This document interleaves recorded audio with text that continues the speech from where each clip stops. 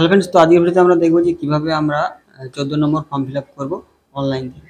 14 নম্বর ফর্মটা fill up করা হয় তখনই যখন একটা কার্ড একটা ফ্যামিলি থেকে আরেকটা ফ্যামিলিতে যায়। তো তার জন্য আমাদের ক্ষেত্রে গুগল ক্রোম বাজারে এসে রেশন কার্ড লগ ইন এটা লেখার পর সার্চ করার পর এই যে ডিজিটাল কার্ড লেখা আসবে, এই অপশানে আমাদের ক্লিক করে দিতে হবে। এই অপশানে ক্লিক করে দেওয়ার পর এখানে কিছু করার দরকার নেই, এখানে মোবাইল নম্বরটা দিতে হবে। এবার মোবাইল নম্বরটা কার দিতে হবে? বাপের বাড়িতে রেশন কার্ডের সঙ্গে যে মোবাইল নম্বর লিঙ্ক করা আছে সেই মোবাইল নম্বরটি এখানে দিতে হবে। সেই ফোন নম্বরটা দেওয়ার পর এখানে গেট ওটিপি ক্লিক করে দেবেন। গেট ওটিপি দিয়ে ওটিপিটা দেওয়ার পর লগ ইন করার পর এইভাবে পেয়ে আসবে, মানে তার বাপের বাড়ি যত লোকের নাম আছে সবের নাম সহ। এবার এখান থেকে আমরা 14 নম্বর ফর্ম ফিল আপ করবো, তাই নিচে না আসার পর এই যে 14 নম্বর ফর্ম অ্যাপ্লাই নাও এখানে ক্লিক করে দেবো। এখানে ক্লিক করে দেওয়ার পর আমরা যার কার্ডটা নিয়ে যেতে চাইছি সেখানে টিক চিহ্ন দিতে হবে। তো আমি যেহেতু এই কার্ডে নিয়ে যেতে চাইছি তো আমি এখানে ক্লিক করে দেবো।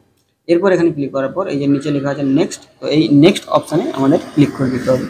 এবার নেক্সট অপশানে ক্লিক করে দেওয়ার পর এখানে তার নাম শো হবে আর তার ডিটেলস মোটামুটি সব কিছু হবে, বাবার নাম সব কিছু হবে। এবার এখানে এন্টার করতে হবে যেই ফ্যামিলিতে রেশন কার্ডটা যাবে সেই ফ্যামিলির একজনের রেশন কার্ডের নম্বর। আমি বলবো তার স্বামীর রেশন কার্ডের নম্বরটা এখানে দেওয়ার। তো এরপরে এখানে ক্যাটাগরি সিলেক্ট করে নিতে হবে, তার স্বামীর কার্ডটা কী ক্যাটাগরি রয়েছে সেই ক্যাটাগরিটা এখানে সিলেক্ট করে নিতে হবে। এখান থেকে ক্যাটাগরি সিলেক্ট করে দেওয়ার পরে এখানে সার্চ যে অপশান রয়েছে এই সার্চ অপশানে আমাদের ক্লিক করে দিতে হবে। সার্চ অপশানে ক্লিক করে দেওয়ার পর তার শ্বশুর বাড়ির যে নতুন বাড়িতে এসেছে সেখানে যত লোকের নাম আছে সবের নাম এখানে শো হবে। তো যদি ঠিকঠাক নাম আসে তাহলে বুঝতে হবে ঠিকঠাক আছে। এরপর এখানে আমাদের এই যে নেক্সট অপশান রয়েছে, তো এই নেক্সট অপশানে আমাদের ক্লিক করে দিতে হবে। এবার নেক্সট অপশানে ক্লিক করে দেওয়ার পর এখানে হেড কেয়ার হবে, যেহেতু আমি তার স্বামীর কার্ড দিচ্ছি তাই হাজব্যান্ডটা লিখে দিচ্ছি।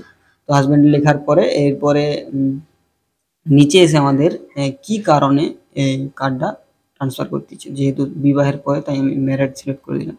এবার বিবাহিতর পরে যদি কারোর ডিভোর্সের কারণে হয় বা যার যেটা কারণ হবে সে সেটা লিখবে। তো যেহেতু আমার ক্ষেত্রে এটা বিবাহের পরে চেঞ্জ হচ্ছে তাই আমি লিখলাম।